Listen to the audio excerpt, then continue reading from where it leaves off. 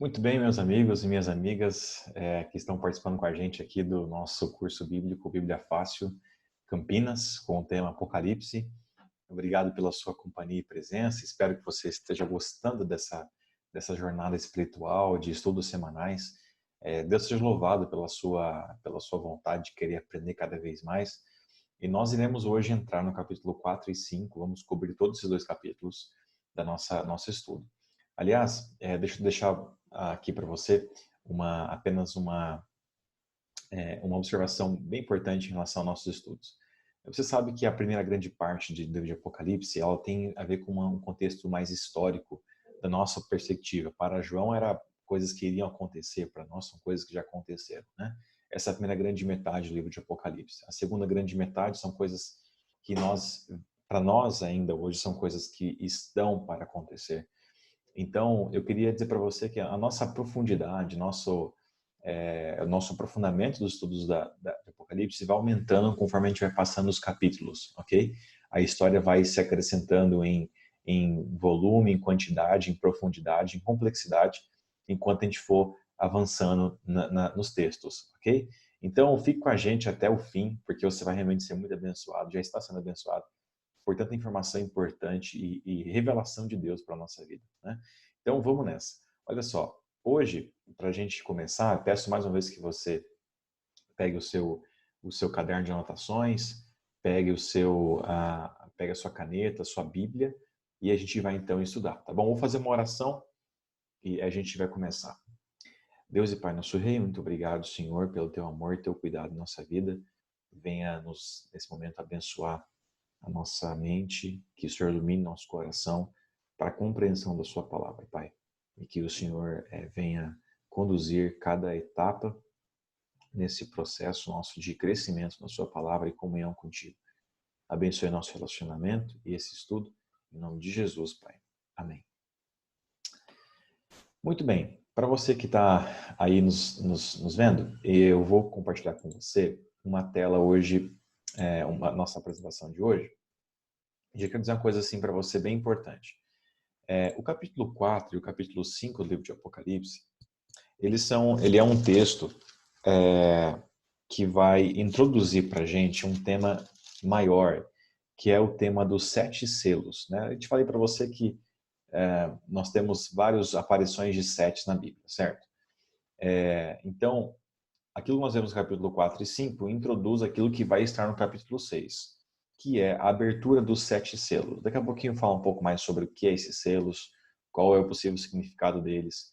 E então, no próximo estudo, nós iremos falar sobre os 7 selos.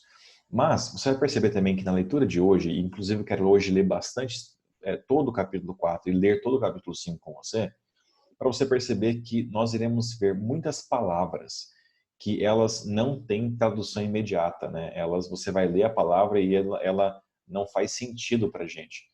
Por isso que eu queria, nesse momento, trazer para você um breve dicionário das palavras que nós iremos ver aqui, ok? Porque daí eu vou ler com você o capítulo 4 corrido, para você meio que simultaneamente já traduzir essas palavras aí na sua leitura, tá bom? Então, primeira coisa que eu vou fazer com você é um dicionário das palavras proféticas, ou palavras que não têm assim automaticamente uma tradução para nós, um significado para nós imediato, do capítulo 4 e 5. E aí, então, quando nós formos lermos esses capítulos, eu acho que você vai ter uma condição melhor de entender o que está sendo dito ali, tá bom? Só lembrando a você um princípio básico de interpretação da Bíblia e de Apocalipse automaticamente em profecias, né? Que é o seguinte, o princípio é: a Bíblia se interpreta por ela mesma. Ela é suficiente para te dar os códigos ou os significados de palavras por ela mesma. Então, nela nós encontramos, essencialmente, a tradução de coisas que aparentemente a gente não sabe explicar o que é. Mas ela também tem, esse é curioso na Bíblia, que ela é a sua própria ferramenta de interpretação. Ok? Bom, seguindo essa lógica, deixa eu mostrar aqui. Eu acho que nós temos aqui mais ou menos umas 12 palavrinhas que vão aparecer na leitura agora do capítulo 4 e do capítulo 5. Quando você vê essas palavras, como por exemplo trono, 24 anciões, 7 espíritos, 4 seres viventes, olhos, 7 selos, leão da tribo de Judá, raiz de Davi, cordeiro, 7 chifres, 7 olhos, incenso, reino e sacerdotes, automaticamente são palavras. Algumas eu creio que você já conheça. Vê, por exemplo, a palavra cordeiro. Na Bíblia, quem que é o cordeiro de Deus? Bom, você sabe quem é, né? Jesus. João fala que Jesus é o cordeiro de Deus, lá no Evangelho de João. Ou leão da tribo de Judá. Para alguns também, essa é fácil, porque muitos sabem que Jesus ele também é chamado de leão da tribo de Judá na Bíblia. Bom, para alguns isso é claro, mas para outros não é tão claro. E também algumas palavrinhas que aparecem aqui, elas automaticamente não têm uma explicação quando você as lê. Como, por exemplo, 4 seres viventes, 24 anciãos, o que quer dizer 7 chifres, 7 olhos. Por isso, deixa eu te passar aqui agora uma tradução já imediata dessas palavrinhas antes de nós lermos o capítulo 4 e o capítulo 5, ok? Bom, a primeira palavrinha que aparece aqui é a palavrinha trono. E trono, automaticamente, é onde a majestade está. E automaticamente você sabe que é desse lugar em que se reina, ok? É nesse lugar que a autoridade vem para governar. Então, quem se assenta no trono não apenas é o rei ou o soberano, mas também é aquele que tem a autoridade para reinar. Você vai ver em textos como 1 Reis 20, 22, 19, 1 Samuel 4, 4, ok? Aliás, 1 Samuel 4 e 4 é um texto interessante. Daqui a pouquinho eu volto nesse assunto, tá? Porque o trono de Deus ele tem várias facetas no Antigo Testamento, tá? E vai ser útil para nossa interpretação também aqui ao longo do estudo de Apocalipse, tá bom? Bom, outra palavrinha aqui importante é 24 anciões, tá? Esses 24 anciões que aparecem em Apocalipse 4:4, ele é curioso porque aparentemente esses anciões eles são ditos aqui em Apocalipse, no Apocalipse 4:4, como sendo seres que estão assentados nos tronos, eles estão vestidos de branco, tá? E eles possuem coroas na sua cabeça. Aparentemente, quem se veste de branco são aqueles que estão salvos e coroa na cabeça são aqueles que foram salvos também, ok? Então, como é possível ter pessoas nesse contexto de Apocalipse 4:4, lá no céu, no caso, né? Sendo seres humanos, salvos, com roupas brancas e coroas, sendo que eles já estão no céu, né? Por isso que seria importante nós recorrermos a uma possível, tá? Agora eu deixo aqui bem claro, uma possível tradução do que seriam esses 24 anciões que nós vamos ler em Apocalipse 4, tá? Se você for pegar a tua Bíblia e for para Mateus, Mateus capítulo 27, você vai ver algo curioso que aparece no verso 50 até o 53, tá? Olha só que curioso esse relato que fala, que acontece logo após a morte de Jesus na cruz. O texto fala assim, ó, e Jesus, no verso 50 do capítulo 27 de Mateus, tá? E Jesus, clamando outra vez com grande voz, entregou o Espírito. Eis que o véu do santuário se rasgou em duas partes, de alto a baixo. Tremeu a terra, fendeu-se as rochas. Verso 52. Abriram-se os sepulcros, e muitos corpos de santos que dormiam ressuscitaram. E saindo dos sepulcros, depois da ressurreição de Jesus, entraram na cidade santa e apareceram a muitos. Então aqui nós temos um momento bem curioso após a morte de Jesus, em que houve um terremoto, os montes se abalaram e os túmulos se abriram e pessoas ressuscitaram. Isso é curioso, né? Não sei se você tinha notado isso na sua leitura da Bíblia, mas pessoas ressuscitaram após a morte de Jesus. Então, a Bíblia nos diz que algumas pessoas já estão no céu, né? Enoque, Elias e Moisés do Antigo Testamento. Contudo, aqui o texto fala que esses 24 anciões estão na presença de Deus em Apocalipse 4. Então, uma provável interpretação desses 24 anciãos é que essas pessoas que se vestem de branco, ou seja, receberam a salvação e têm a coroa na sua cabeça, possivelmente possam ser essas pessoas que ressuscitaram com Jesus e foram ao céu junto com ele na sua ida ao céu após sua morte, na sua ascensão ao céu, tá bom? Já volto um pouquinho nesse assunto. Sete espíritos é uma expressão que aparece aqui, mas também já apareceu em Apocalipse 4:1, né? Até coloquei aqui entre parênteses, Apocalipse capítulo 1, perdão, verso 4. onde 7 espíritos simbolizam cada espírito que está com as 7 igrejas. Então, essa expressão 7 espíritos é para o Deus Espírito Santo, ok? A expressão 4 seres viventes são anjos poderosos que aparecem aqui em Apocalipse 4, verso 8. Tá? Até vou ler com você aqui, Apocalipse 4, verso 8, fala assim, ó. E os 4 seres viventes, tendo cada um deles, respectivamente, 6 asas, estão cheios de olhos. Esses 4 seres viventes são seres que possuem 6 asas. Na Bíblia, seres que possuem 6 asas, como aqui aparece em Isaías 6, verso 2, são anjos chamados de anjos serafins, ok? E eles estão diante da presença de Deus no seu trono. Então, esses 4 seres viventes aqui são 4 anjos poderosos que habitam com Deus, ok? Percebe que a Bíblia tem as suas chaves da sua interpretação, como eu disse para você. Esses olhos aqui, que aparecem tanto para esses anjos, né, muitos olhos, né? Verso 8 fala que são esses 4 seres viventes que possuem 6 asas estão cheios de olhos, tá? A expressão olhos, elas têm a ver com a presença do Espírito Santo. Se você for em Apocalipse 5, verso 6, aí na sua Bíblia, você vai ler assim, ó. Então vi no meio do trono e dos 4 seres viventes, entre os anciãos de pé, um cordeiro como tendo sido morto. Ele tinha 7 chifres, bem como 7 olhos, que são os 7 Espíritos de Deus. Então, os 7 olhos simbolizam os 7 Espíritos de Deus. Em uma outra, e aqui até mesmo essa expressão 7 olhos, quer dizer o discernimento que o Espírito Santo dá, a sabedoria, né, que o Espírito Santo dá para a gente viver. Então, olhos, né, essa quantidade que os seres viventes têm de olhos, basicamente simboliza o discernimento do Espírito Santo, a presença dele para tomar as boas decisões da vida, ok? 7 selos, 7 selos. Bom, 7 selos, os selos que aparecem aqui em Apocalipse 5, são selos que lacram uma carta, tá? Mas na aplicação espiritual vai ter um outro significado, já vou entrar nesse assunto também. Leão da tribo de Judá é uma expressão para Jesus, quando você vê lá em Gênesis 49, verso 8 e 10, quando então Jacó vai dar a sua bênção a cada um dos filhos, lá fala que da tribo de Judá vem o cetro, né? Da tribo de Judá virá o rei que vai reinar sobre toda a terra. Então, o principal, ou o leão da tribo de Judá, é basicamente um símbolo de Jesus, ok? Porque da tribo de Judá foi da onde veio a linhagem do Messias, tá? Raiz de Davi, Davi também vem da linhagem de Judá, ok? E raiz de Davi é uma outra expressão que aparece aqui em Isaías 11, verso 1 e 10, para também simbolizar o futuro Messias, o ungido de Deus, ok? Que você sabe muito bem que é Jesus.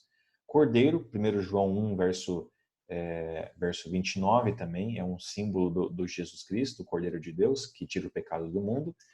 7 chifres, como nós lemos aqui, também essa expressão aparece em Daniel 7, 8, 20 e 24, nós temos também uma referência a poder, né? Então, lá fala de chifres que são símbolos, né, de poderes desse mundo. Então, chifre quer dizer poder. A expressão 7, como você sabe aqui, em Apocalipse, é uma expressão para simbolizar algo completo, algo na sua plenitude. Então, aquele que possui 7 chifres, ou seja, poder na sua plenitude, ou a onipotência, é somente Deus, ok? E nós temos também 7 olhos, como eu disse para você. Nesse caso, são os 4 seres viventes possuem muitos, né?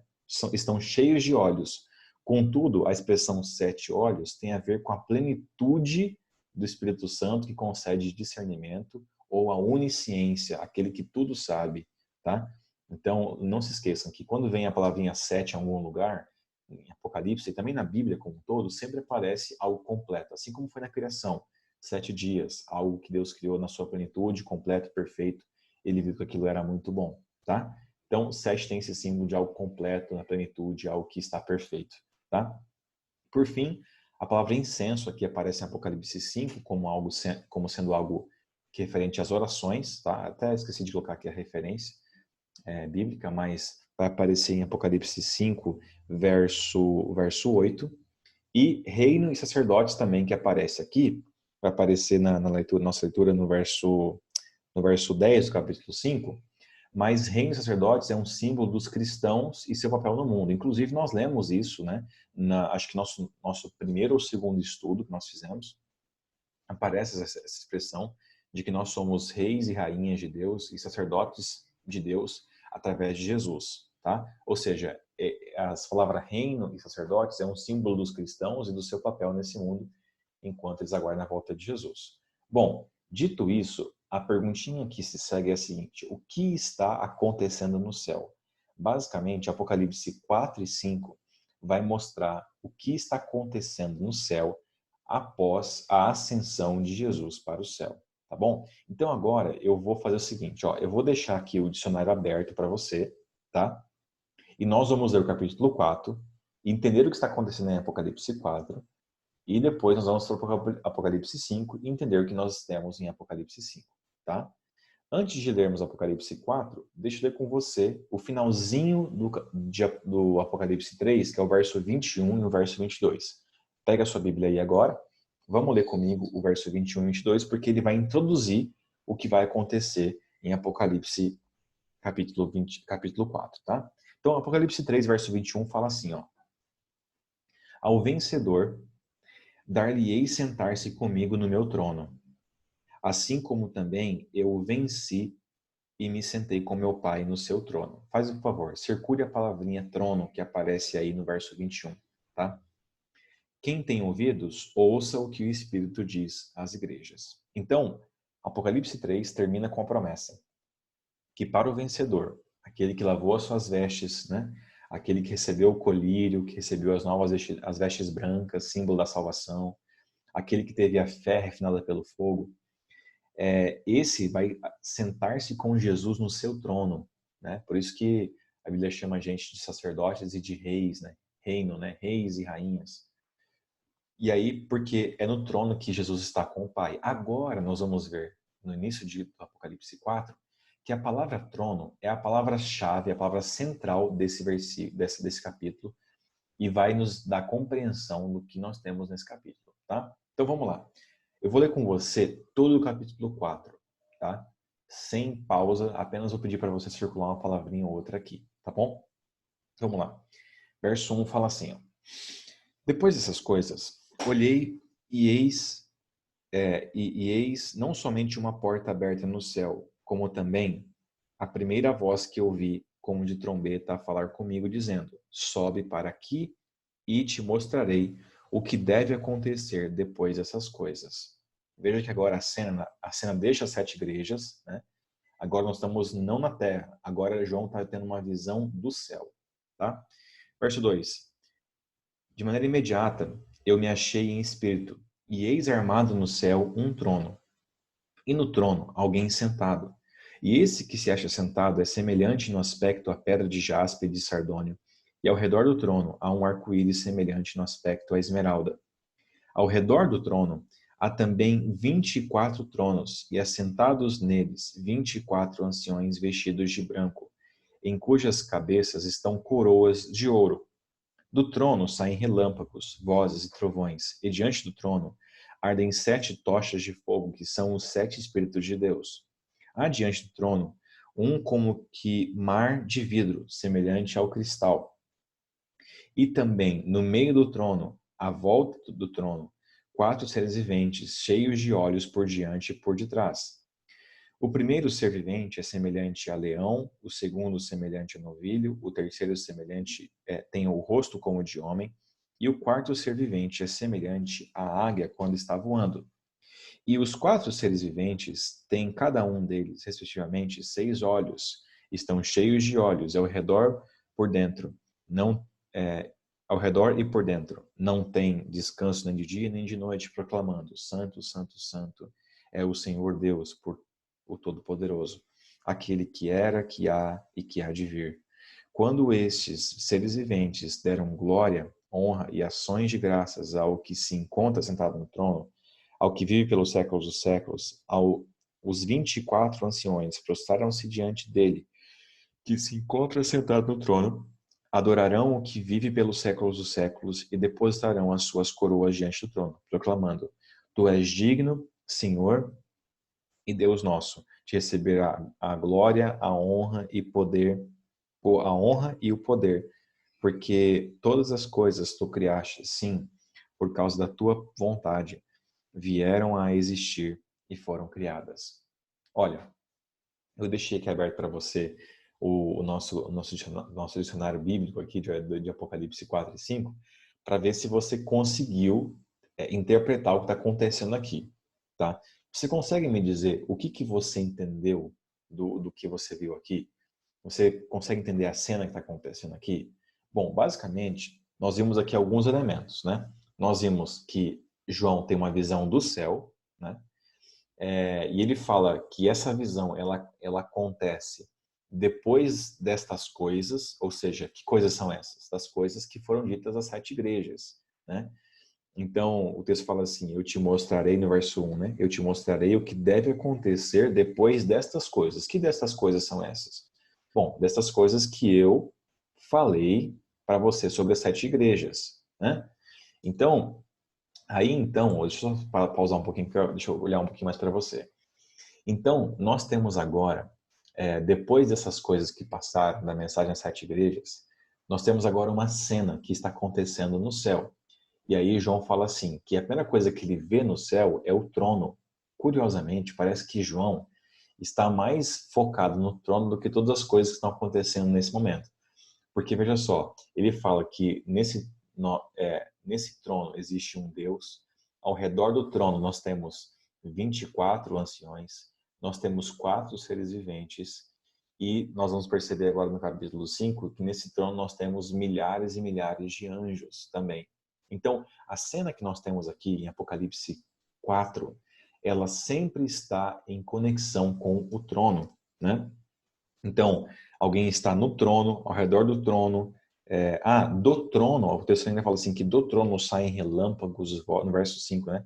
Do trono saem relâmpagos, vozes, trovões, né? E diante do trono nós temos 7 tochas de fogo, que são os 7 espíritos, ou seja, aqui é uma referência dizendo que também o Espírito Santo está nesse trono também, ok? Então, só para resumir, aqui nós temos uma cena, tá? A cena é a seguinte: nós estamos tendo uma visão de um momento muito especial no céu, onde nós encontramos esses 24 anciões, que, como eu disse para você, são representações, são pessoas representantes dos salvos, que já estão com Cristo, essa é uma possível interpretação, ok? Nós temos os anjos de Deus, 4 anjos poderosos de Deus, que são chamados de seres viventes. Aqui o texto fala que eles têm aparência, né? Eles são semelhantes a leão, novilho, homem e uma águia. Isso apenas para demonstrar que eles têm um status especial, tá? Não tem aqui um outro simbolismo a não ser isso, tá? Eles têm um status diante de Deus especial e não somente status, mas também eles têm uma responsabilidade especial diante de Deus. Eles vão aparecer, inclusive, nos 7 selos, tá? Eles têm um papel fundamental na aplicação dos 7 selos. Nós temos aqui Deus, o Deus que está no trono, que possivelmente é uma aparição de Deus, o Pai, tá? Esse Deus que aparece aqui, que João fala que ele tem aparência de jaspe, de sardônio, né? E ao redor dele está o arco-íris. Basicamente, essa é um símbolo, né, de Deus. O arco-íris, ele sempre aparece em contextos em que Deus está fazendo uma aliança com o seu povo, né? Lembra que depois do dilúvio, Deus ele mostra e sela a aliança com a humanidade, dizendo que nunca mais será destruída por água, e aparece um arco-íris no céu? Muito bem. Então, o arco-íris é o símbolo da aliança de que Deus vai salvar o nosso povo, nunca mais haverá uma destruição como essa. Ele vai ser fiel nas suas escolhas para nós. Bom, então nós temos aqui Deus o Pai, o Espírito Santo, 24 nações, anjos, e eles estão louvando e cantando. Essa é basicamente a cena que nós temos, sendo que tudo isso acontece ao redor do trono de Deus. Bom, sabe o que é curioso aqui? É porque, como eu disse para você, o santuário, ou melhor, nós temos uma conexão direta entre aquilo que acontece no céu e aquilo que Deus mostrou na terra através do santuário do povo de Israel. E a perguntinha que eu faço para você aqui é o seguinte, né? Nos nossos estudos passados, nós vimos que a última visão que João teve, a primeira que ele teve, na verdade, foi aquela que ele viu Jesus no céu andando entre os candeeiros, né? Ou seja, andando entre o candelabro, que basicamente simboliza a presença do Espírito Santo entre as igrejas, certo? E Jesus estava vestido com veste de sacerdote, tá? Agora, na segunda visão que João tem, sobre Jesus e sobre o céu, ele agora vê o trono, ok? E basicamente, no santuário terrestre, havia um lugar em que também era simbolizado o trono de Deus, que era chamado de lugar santo dos santos ou santíssimo, que estava no último compartimento do santuário, tá? Eu aqui não tenho uma imagem para você, mas talvez eu consiga te mostrar, só para você talvez não perder essa visão aqui. Não, quer ver? Deixa eu te mostrar aqui rapidamente. Eu não planejei para isso, mas eu vou conseguir te mostrar algo que talvez te ajude, tá? Lembra dessa imagem que nós te mostramos aqui, ó? Né? Então, o santuário ele tinha 3 compartimentos, né? Esse primeiro aqui, ó, onde estão as pessoas, onde era feito o sacrifício. Dentro da tenda havia o primeiro compartimento, ok? E entre o primeiro compartimento e o último, que está lá na ponta, onde está saindo aquela fumaça, havia o lugar santo e o lugar santíssimo, ou santo dos santos. Nesse lugar havia a Arca da Aliança. E a Arca da Aliança ela era coberta por anjos. E basicamente, no contexto do povo de Israel, a Arca da Aliança e o lugar santo dos santos era onde Deus habitava. E nesse lugar, automaticamente, era onde estava a habitação de Deus e o trono dele. Então, o que simbolizava no antigo Israel, no santuário de Israel, né, que era um símbolo ou era uma parábola, um método de Deus ensinar como seria a salvação nossa, né? O que estava nesse lugar? Então, estava uma arca. E a arca, basicamente, simbolizava o próprio trono de Deus. E dentro da arca havia algumas coisas, né? Havia ali o cajado de Arão, que floresceu, né? E também havia as tábuas dos 10 mandamentos, ok? Então, basicamente, esse é um simbolismo que também agora volta à nossa memória, né? Quando a gente vê essa visão, a gente também relembra um pouquinho dessa visão, ou melhor, desse ensino que já vem na Bíblia. Lembra que no Novo Testamento, em Apocalipse, perdão, 3/4 desse livro eles estão fundamentados nas ideias e na teologia do Antigo Testamento, ok?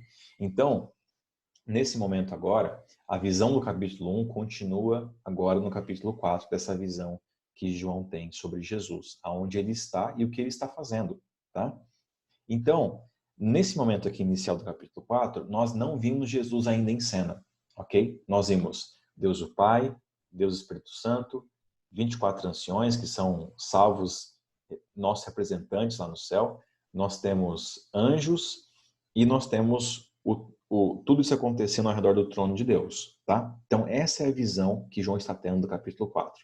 É no céu, com tudo que há de celeste nesse momento. Agora, me parece que vai acontecer algo especial no capítulo 5, porque a cena continua, tá? E no capítulo 5, deixa eu ver se eu esqueci alguma coisa aqui em relação ao capítulo 4, tá? Eu acho que eu cobri basicamente tudo que era necessário do capítulo 4, tá? Muito bem.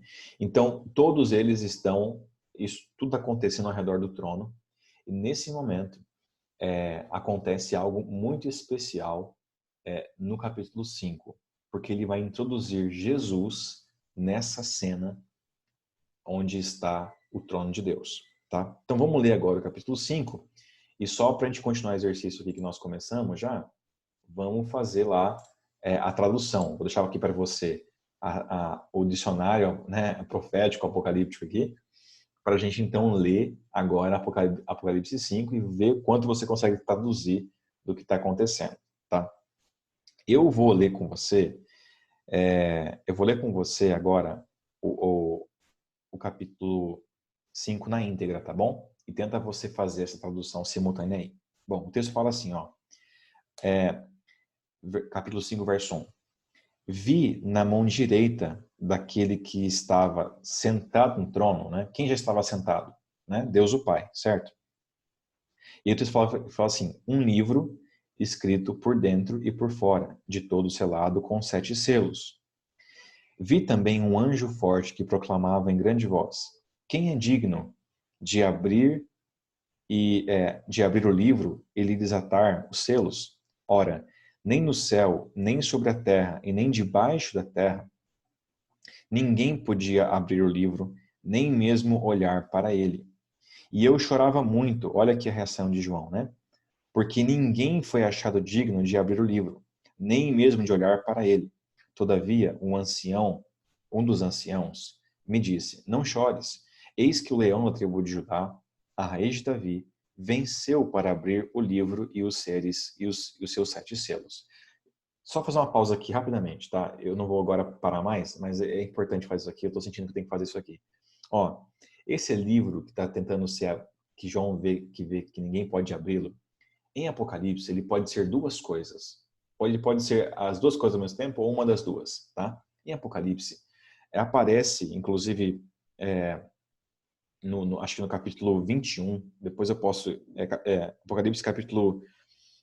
Quer ver? Deixa eu ver aqui rapidamente para você.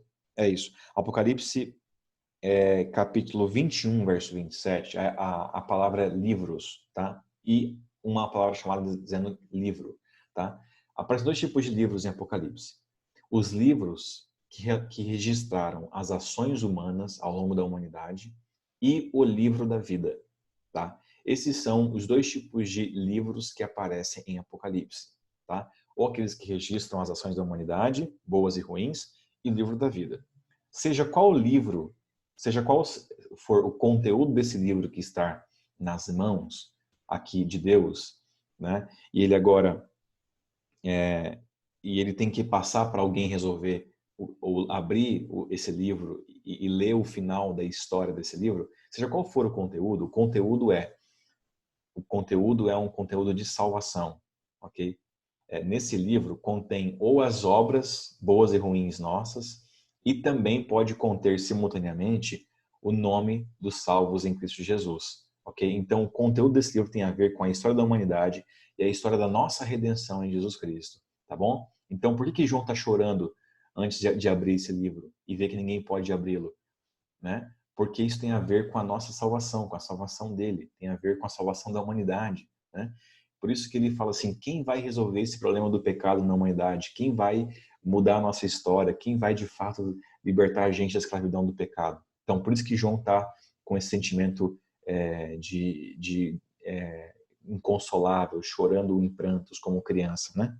Bom, e aí no verso 5 fala assim, né? Todavia, um dos anciãos me disse, não chores, eis que o leão da tribo de Judá, a raiz de Davi, venceu para abrir. Quem que é esse, né? Você sabe quem que é esse leão da tribo de Judá, a raiz de Davi? Venceu para abrir o livro e os seus selos. Aí agora eu vou continuar. Então, vi no meio do trono e dos 4 seres viventes, e entre os anciões, de pé, um cordeiro, como tendo sido morto. Ele tinha 7 chifres, bem como 7 olhos, que são os 7 Espíritos de Deus, enviados por toda a terra. Veio, agora esse aqui é o centro do capítulo 5, né? Veio, pois, e tomou o livro da mão direita daquele que estava sentado no trono.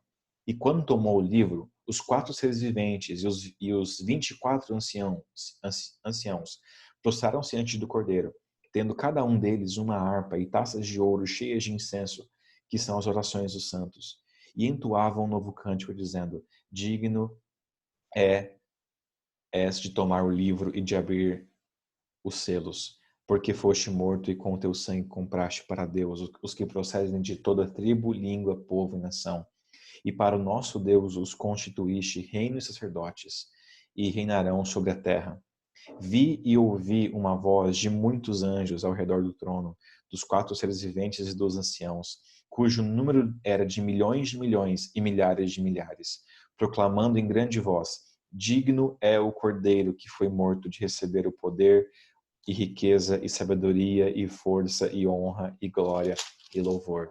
Então ouvi que toda criatura que há no céu e sobre a terra, debaixo da terra e sobre o mar e tudo que neles há, estava dizendo: aquele que está sentado no trono e ao Cordeiro seja o louvor e a honra, e a glória, e o caminho, e o domínio pelos séculos dos séculos. E os 4 seres viventes respondiam, amém. Também os anciões se prostraram e adoraram. Olha só que bênção. Eu estou aqui quase arrepiado, porque é um texto maravilhoso. Eu não sei se você conseguiu fazer a tradução simultânea, mas nesse exato momento, Jesus está sendo entronizado no céu. Ele está recebendo o seu cetro de reino, de governador, aquele que realmente vai ser o juiz das nações. Ele vai ser o advogado, né? Assim como diz João, né? Ele é o juiz, ele é o advogado, ele é o rei dos reis, ele é o senhor dos senhores. Nesse momento, Jesus está recebendo todo o poder e todo o domínio para fazer o quê? Para fazer a sua obra de salvação nesse mundo. E a grande pergunta de João no comecinho do capítulo 5 é a seguinte: quem é digno de abrir os selos e ler o conteúdo do livro? Né? Quem é digno de restaurar a paz no universo? Quem é digno de me libertar das cadeias do pecado? Quem é aquele que pode restaurar a humanidade e trazer um novo céu e nova terra? Quem é aquele que pode, de uma vez por todas, eliminar o mal do universo e restaurar a ordem, a paz, a justiça em todo esse mundo, em todo o universo? Bom, o texto fala o seguinte: digno é o Cordeiro, digno é ele, aquele que foi morto de receber, né? O verso 12 fala assim: digno é o Cordeiro que foi morto de receber o poder e a riqueza e a sabedoria e força, honra, glória e louvor. Somente Jesus Cristo pode literalmente resolver. E nesse momento aqui, está acontecendo o exato momento em que todo o céu, Deus Pai, Deus Espírito Santo, os anjos, todos os anjos, aliás o texto acrescenta aqui, né, que não só tinha 4 anjos poderosos, mas milhares de milhares, milhões de milhões. Eu sinceramente, não existe uma resposta para quantos anjos estavam nesse momento ou quantos anjos existem no céu. Mas essa expressão aqui de milhares e milhões, milhões de milhões e milhares de milhares, é uma expressão para dizer que esse número de anjos que existem no céu, ele é um número estrondoso, ele é muito maior do que a gente possa imaginar. Então, aqui você vê a cena no céu perfeita, né? Milhões de milhões, milhares de milhares. Nós vemos representantes dos salvos. Eu imagino também que Enoque, Moisés, Elias também estavam ali para receber Jesus. Nós temos os 24 anciões, nós temos o Espírito Santo, toda a cena montada para receber Jesus. E algo curioso que aparece aqui é que aqui nós temos uma expressão que ela é única que aparece em Apocalipse, uma vez só que ela aparece, que é a expressão que após o cordeiro se levantar antes dele pegar o livro nas suas mãos, no verso 7, no finalzinho do verso 6 fala assim, ó, que ele tem 7 chifres, bem como 7 olhos, que são os 7 Espíritos de Deus enviados por toda a terra. Essa é a única aparição no contexto aqui de Apocalipse em que o Espírito Santo ele é enviado para a terra, ok? É verdade que o Espírito Santo já aparece entre as igrejas, tá? Ele já aparece atuando né? Por isso são 7 espíritos, porque são 7 o Espírito Santo está com as 7 igrejas, mas essa é a única expressão que aparece o Espírito Santo sendo enviado para a terra em Apocalipse. E se você olhar para o contexto do Novo Testamento, a pergunta é: quando que o Espírito Santo foi enviado para a terra para iniciar a obra de salvação, de convencer as pessoas do pecado, da justiça e do juízo? Quando que foi isso, irmão? Você vai se lembrar, não lembra? Bom, isso aconteceu no Pentecostes. Lembra que quando os discípulos receberam o dom de línguas e eles falavam nas línguas de outros povos, sem eles terem feito aulas para falar aquelas línguas que para eles eram desconhecidas, mas para que os povos vizinhos era na língua materna deles? Bom, naquele momento o Espírito Santo foi enviado para a terra. E algo curioso é lembrar que quando Jesus ressuscitou da tumba, quem foi a primeira pessoa que viu Jesus? Foi Maria Madalena. E aí ela queria dar um abraço nele de saudade, né? Automaticamente era uma coisa muito boa que ela estava vendo. E ele fala assim: não me toques, porque eu preciso primeiro ir ao Pai, depois eu irei voltar. E ele faz isso, ele vai ao Pai, depois ele passa 40 dias entre os discípulos aqui na terra. né? E aí, então, depois, o Espírito Santo, ele cai sobre os povos. Então, o que está acontecendo aqui é o seguinte, é que logo após logo após a ascensão de Jesus ao céu, perdão, logo após a sua ressurreição, ele vai ao céu. E nesse exato momento que ele vai ao céu, agora ele está sendo recebido, ok, no céu, para ser entronizado. É nesse momento que ele então recebe, aqui ele fala que nesse momento ele é possuidor de 7 chifres e de 7 olhos. Ou seja, aqui, mais uma vez, ele é entronizado como sendo aquele que, por ter 7 chifres, ele tem todo o poder, ele é onipotente.